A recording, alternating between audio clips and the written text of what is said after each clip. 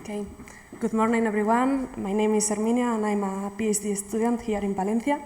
And today I'm going to talk about one of the main topics of my thesis, that is the dynamics of the sessilog regeneration along a forest mine gradient, focusing on the facilitating role of the shrubs.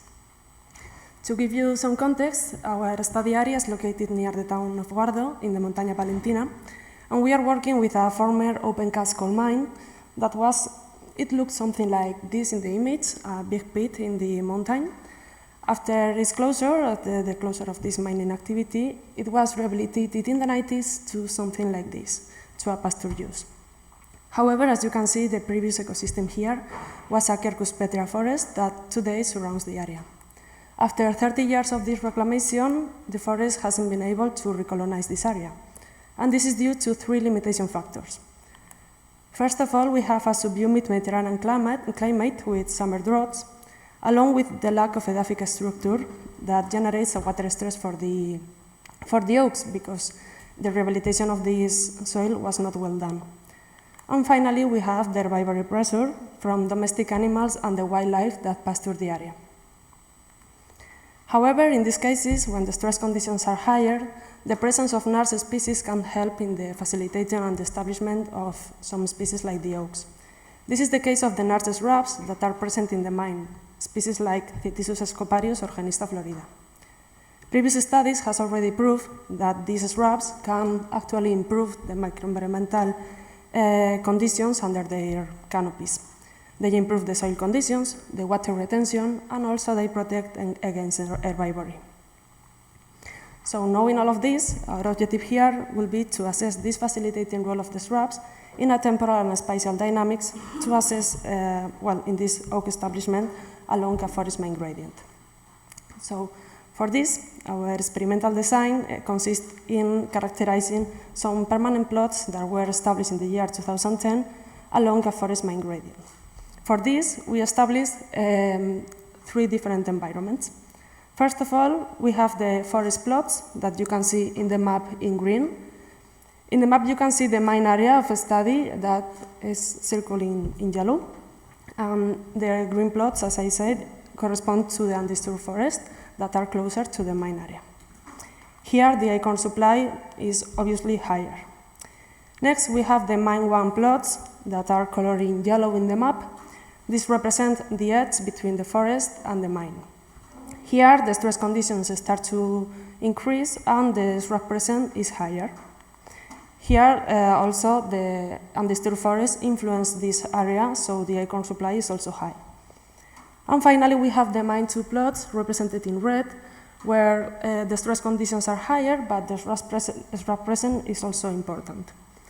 Here, the acorn supply is going to depend on sow-corey because it's not close to the forest. Well, in these plots, we have been collecting data during 14 years, so this is a long time period study. And we collected data of density, recruitment, seedling survival, height and growth parameters, and the level of shrub protection. We also differentiate between the sunny area facing south and a shady area facing north. With all of this, here are the results for these forest mine gradient plots. First of all, we look at the density through time, and comparing this between environments, we can see that there is no surprise that the forest has the higher density parameters, and it is maintained through time. However, in the mine 1 environment, there is an increase from the first year to the last. If we look at the exposures, we can also see a big difference between the sun exposure with higher densities and also a significant increase. Then if we look at the annual recruitment, we can also see that it is higher in the forest, but there are two peaks that affect the three environments that correspond to the year 2015 and the year 2020 that correspond to the masting years. These are the years when the acorn production is higher.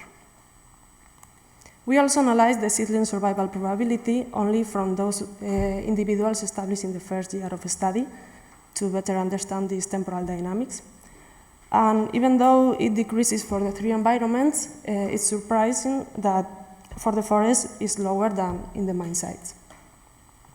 After this, we wanted to compare this seedling survival only from the mine 1 and mine 2 sites with the level of shrub protection. Here in the graphic, you can see in blue colors the mine 2 plots and in orange colors the mine 1 plots. And if we look at those mine 2 plots with no shrub protection, we can see that they don't survive after the year 2017. And also in the mine 1, the survival decreases with time. For the seedling height, we also compare between environments and between exposures this effect. And we can see that in the forest, they don't reach higher values, and in the mine 2, the oaks reach the higher values. Also for the mine 2, if we compare between exposures, we can see that in the sunny, the values tend to be higher. We also compare this height and annual growth with the shrub protection.